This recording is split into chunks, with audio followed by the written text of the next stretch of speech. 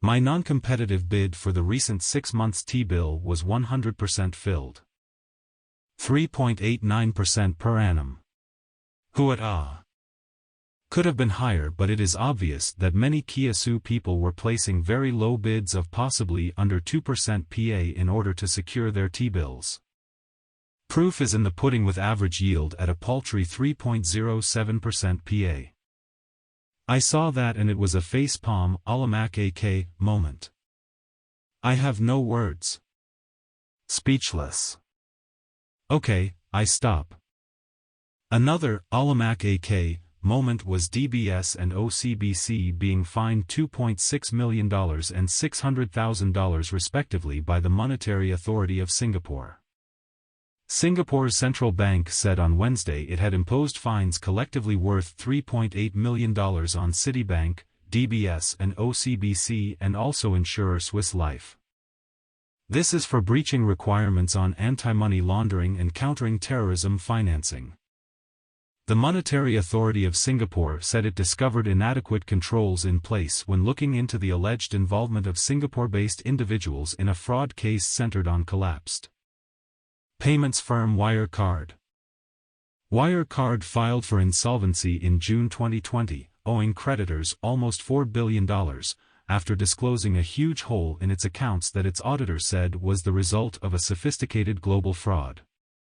The central bank found breaches by DBS related to 11 corporate accounts and said it failed to update customers' risk ratings and adequately establish the source of wealth of some higher-risk customers. DBS failed to adequately inquire into the background and purpose of unusually large transactions.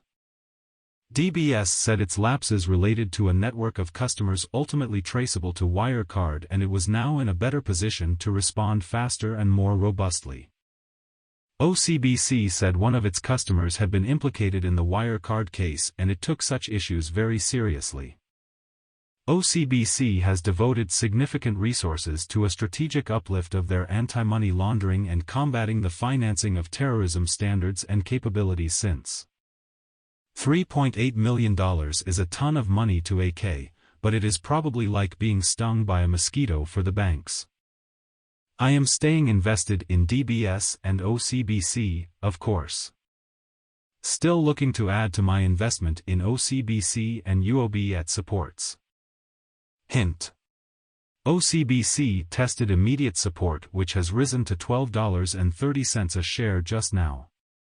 Longer-term support for OCBC is still at around $12 a share.